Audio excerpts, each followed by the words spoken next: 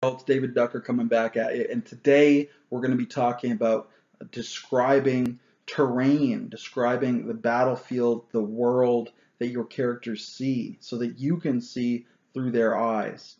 I've been in a lot of games on the OSG recently, online games, and while some of the GMs are very, very good with their descriptions, some of them are very, very bad at the same time. I've had people come through where we enter an area and they say, you come into an area and it's wilderness and you're walking through, and then something attacks you out of nowhere. And like that's their whole description of the area. So I want to do a video on why that's not okay, because it makes everything feel like GM fiat. And it makes it so the GM has to railroad you because you can't do anything because you don't have anything to work with. So I just wanted to say, when you're describing the area, first of all, make some effort to describe the area, because that way the players can make their own decisions and they use their energy, they drive the story. And as a GM, you don't have to now. You can relax, you can sit back, watch what they do, and become a referee instead of a game master. The game master job is very hard. A referee job is only kind of hard. So I usually start with the lay of the land. Is there a hill, a valley? Is it craggy? Is it a slope? What's the consistency? Is it hard? Is it muddy? Is it really muddy, like runny? Is it liquid? Are there puddles, pools, precipitation, ice, gravel? What's the surfacing like? So first, start at the bottom, set your base. What's your base? And then build up from there. So you've got the base of the terrain. Now let's talk about, obstacles that you can use. Are there trees, bushes, scrub? It doesn't have to just be plant life. I mean, it could be buildings, it could be boulders, it could be ruins, like a fallen over wall. Maybe it's mostly a good wall, but it's got one section that's collapsed and there's a big rubble pile. So come through with those obstacles. You got your base. Now what else is there in that you can maneuver around, that you can climb, you can jump off of, that you can springboard off of, you can slam someone into? Are there any cliffs or pits you can throw someone down into? Are there any kind of dangerous objects like a cactus or a giant Venus flytrap or some spikes or spears that you can use as a weapon on your turn? You can hip toss someone into a cactus field. And these, not only for combat for a martial character, but for a magical character that can be so helpful. Oh, a rubble pile. Well, now I can summon an earth elemental or a rock elemental, whereas if there's no rubble pile, maybe I can't do that, depending on the rules of your world. So that's like the bare minimum that you need for combat, is the lay of the land and any obstacles inside of that and terrain features. For role-playing purposes, for ambiance, you need to engage the other senses as well. So when they're looking, when they see things, what's the light level? Is it bright? Is it dark? Is it shadowy? Is there a mist or a fog? What are the colors that they see? Is it green grass or brown grass? What color are the flowers, if there are any? The trees, that silver birch trees, or is it like a oak kind of bark color? So what they see, and again, the light levels can be very, very important. That could be for like a roguish character. He can hide and use stealth better in shadowy areas than in brightly illuminated areas. So what they see, also what they hear. Do they hear animals? Do they hear birds chirping? Do they hear dripping off in the distance? Is there a river that's trickling by somewhere? When they're walking, is it a gravelly noise because they're walking on gravel? Do their heels click with the iron-shod boots on stone? Do they slurp into the mud? Um, so what they hear, what do they smell? Is the air fresh? Is it flowing? Or is it stagnant? Is it musty? Do they smell the flowers? Does the mud give off like a sulfur stink? And that makes it unpleasant to be around. So they'll just try to engage even the feeling. Is it very dry? Is it hot? Is it cold? Is it wet? What's the humidity like in the air? Are there some areas that it's very hot? Like there's a little tiny hole in the wall over there, in this rock wall, and there's a hole and there's hot air just pumping out of it. Like that's weird. Does that go down into a volcano? Is that a buried Tvergar forge and they're making adamantine weapons under our very feet? Are there clues to this? So just really take your time and set the scene. And then once the scene is set, you can sit back and say, okay, guys, what do you do? Onto this scene comes 10 soldiers.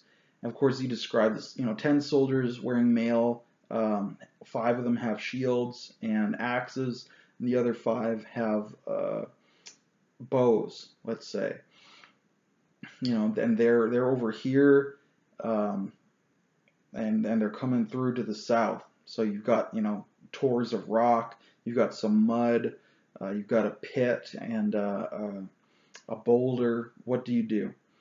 And you come through to their turn, and they can start going. Like I grab his head and I smash it into the mud, and I smother him under the mud. And the bubbles are coming up.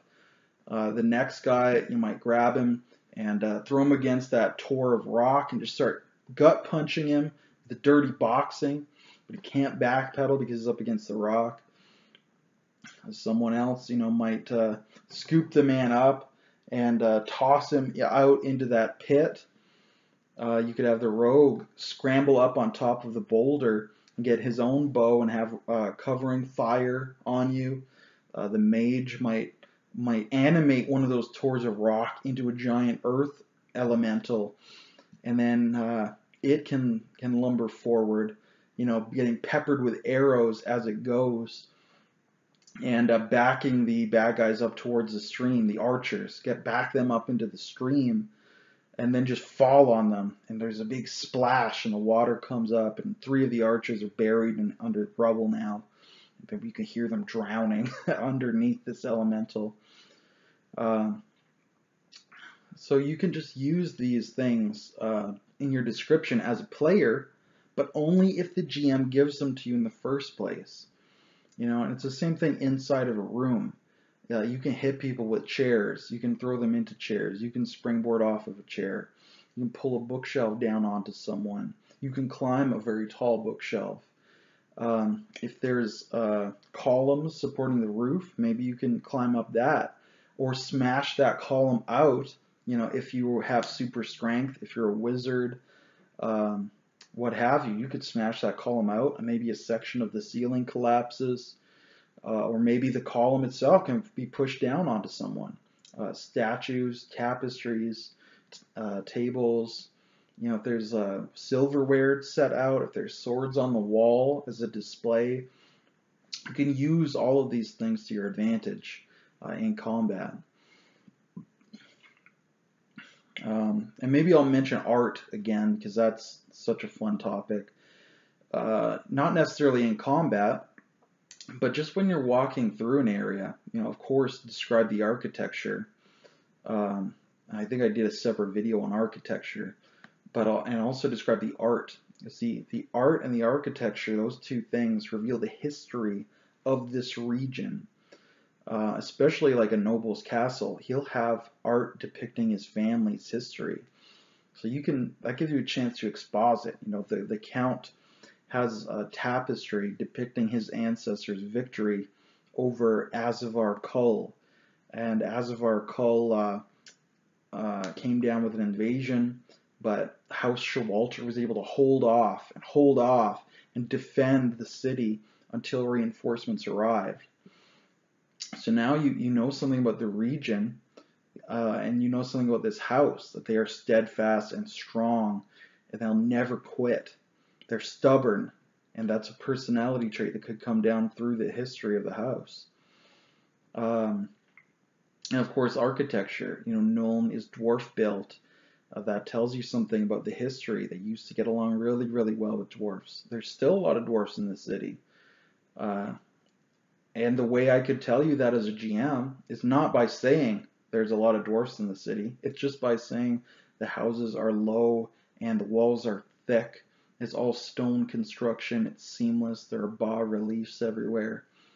And then you can start to think, oh, it's the dwarfs built most of this city. And then, I describe, you see dwarfs walking around on the street. There's a group over there, and, dwarf merchants arguing with a blacksmith. There's some dwarfs over here at a tavern, and they're sampling. There's an elven merchant who's trying to get them to drink some elven wine. The dwarfs are turning up their nose. And you just keep describing, the area, not just the place, but the people, the art, the connections in it. And let the players then, once they have the tools, then they can react. They can drive the plot. They can say, okay, we're in a dwarf city. I need to find an adamantine sword. I need to find some dwarf plate armor. I need to commission a dwarf to come back to my city and build a bridge, because dwarfs are excellent engineers, and I need a bridge, and I want the best bridge possible. So that's. I just want to do a video about why you should describe, because it allows the players to take over, saves you energy, and it's more fun. And then how you describe. Start at the bottom, work your way up. Start in the past and work your way forward with city and castle and house descriptions. So let me know if there's any techniques I missed that you like to use.